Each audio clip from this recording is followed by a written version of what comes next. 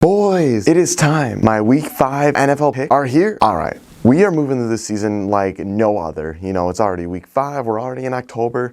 We are more than a quarter done with this football season, and your good teams are good, your bad teams are bad, and you have some surprising teams that are like 500 and stuff like that, and surprising teams that, you know, are doing a lot worse than what was projected. But you know what? This week is another exciting week. Monday Night Football ends off with Oakland at Kansas City. It's going to be a great game, so excited for that one. And without further ado, I just want to ask you guys to touch that like button. It helps out the channel a lot. Subscribe if you're new around here, because why wouldn't you subscribe? Content's only going to get better. And again, the Madden should be in the corner. I don't know if I'll have my picks from my co-host again. So again, I'm sorry, it's just me. He's really busy right now. So it is just going to be me for this week and possibly next week as well. Again, his picks will be right underneath mine. I might label them this time next to the name or color code them and stuff like that. And there'll be a key. And then the picks are going to be whoever I pick. So whoever I pick to be the winner, that is who the picks will be under, and then the Madden video will be in the opposite corner. And I'm excited to just give you my picks. Again, this week might not be as exciting as last week, but I love some of the games that I have this week. So all my odds are provided by Fox Bet, and I'm super excited to give these to you. Our first game of the week is Chicago visiting Minnesota, or the Bears visiting the Vikings. So this game is probably going to be a blowout. At least that's what I see it as. I mean, the Bears do have a decent defense, but I just think the Vikings are on a whole nother level than the Bears. So I don't think this game will really be that close. I think the Vikings win 26-10. You know, they blow out the Bears. I mean, it is a noon game, so Kirk Cousins is going to play like an MVP. Justin Fields really is just not the guy there right now. Is it coaching? Is it him? Is it his receivers? Is it the roster? I don't know. Justin Fields is just not playing all too great. So I think the Vikings definitely win this game, and it won't be that close. Moving on to game 2 of the week, we have the Seahawks versus the Saints. This game is actually kind of interesting because the Saints are 1-3. I thought the Saints were going to win their division. So that is something I am wrong about, and I will admit that I am wrong. However, they only one game behind the Bucs. I mean, they lost, so technically they're a game and a half behind the Bucs, but they're still a game behind. They still only have one more loss. So if they win this game and the Bucs lose, they'll be tied, and the Bucs are facing the Falcons, and the Falcons would win and take the division. Wow. But I don't think the Saints are going to win. I think the Seahawks are mildly good. They're surprisingly good. They're not a great team, and they're not a good team. But for their standards, they're doing all right. So I think the Seahawks win 27-24. I think it's going to be, you know, actually a pretty entertaining game. Geno Smith leads the NFL in completion percentage. I think he leads the NFL or is just below Mahomes in passer rating. So, like, I don't know. The Seahawks are actually doing quite well. Their defense is still garbage. Their defense is beyond trash. But I do think that they could probably intercept Jameis Winston a few times, or Andy Dalton, whoever is starting.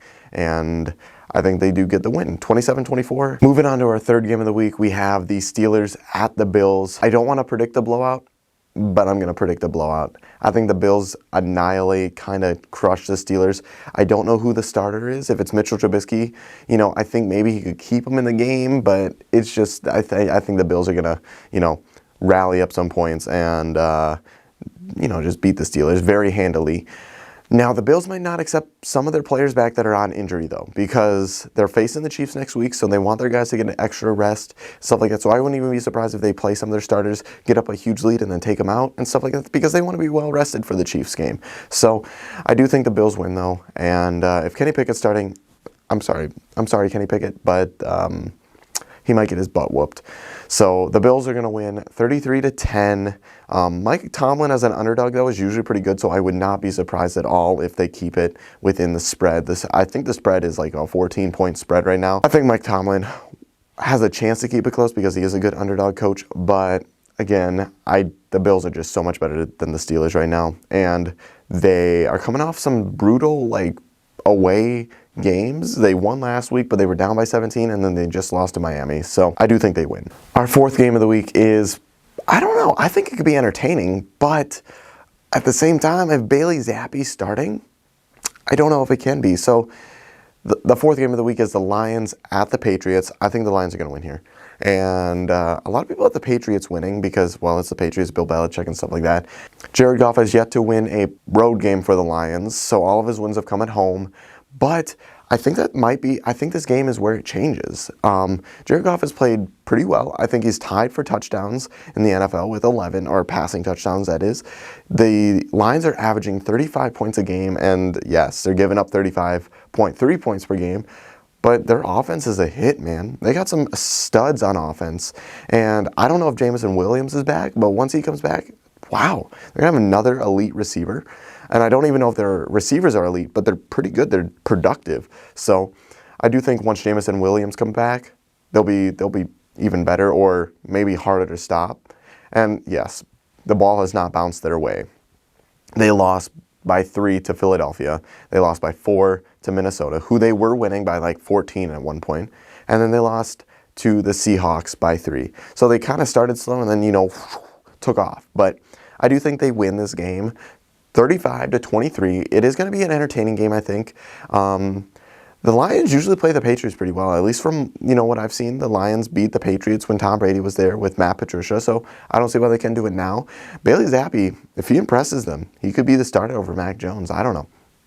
That's a hot take right there, but if he shows more flashes and stuff like that, I think he could be, I don't know. Mac Jones is mid-quarterback. His ceiling is very low. I mean, his floor is pretty high, but his ceiling is also pretty low. So, you know what? I'm excited to see how Bailey Zappi plays. So our 5th game of the week is the Falcons at the Buccaneers.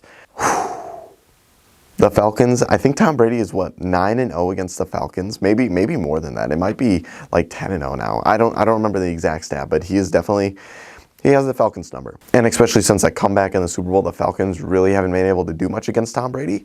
I do think the Buccaneers win. I do think it'll be relatively close. The Bucs got a lot of easy points against the Chiefs on Sunday Night Football. I mean, they were never within a one-score game past like the first 10 minutes of the game. So, I mean, there was a lot of points and yards that the Chiefs kind of gave up and stuff like that. I don't think that's going to happen with the Falcons. I don't think the Falcons are going to win, but I do think it'll be more of like a defensive battle with the Buccaneers coming out on top, 21-17. The Falcons are kind of all right. They're not great. Again, they're kind of like the Seahawks. They're impressive, but they're not like impressive. They're not an impressive team. They're just impressive for what their standards were. So I do think that they kind of keep it close with the Buccaneers, though. The Buccaneers have a good defense, but their offense is still not hot. I could be wrong. Their offense could turn it on this game and blow out the Falcons. So it's either going to be a blowout or the Buccaneers win close. So that's what I have. The Buccaneers winning close, 21-17. And for our final game of the week, because that's right, we do 6 games now, we have the Cowboys at the Los Angeles Rams. And I think this game might be entertaining, except I think the Rams are probably going to win very handily. Or not handily, but I do think the Rams are going to win. They got kind of embarrassed by the 49ers. They got embarrassed by the Bills in week 1, and then they come out and they blow out the Falcons, and yes, the Falcons caught up. But I do think that they kind of handle business with Dallas, and I mean, Dallas has Cooper Rush. I mean, their defense is pretty stellar.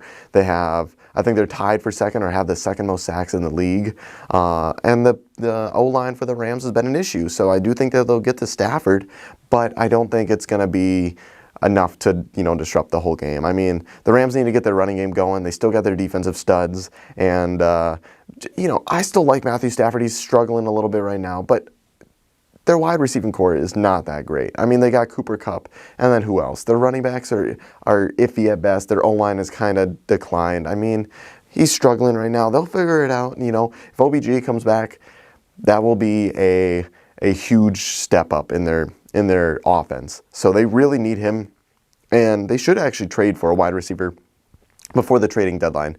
And then I think they could probably, improve on their offense as well. But I do think the Rams handle business, winning 26-17.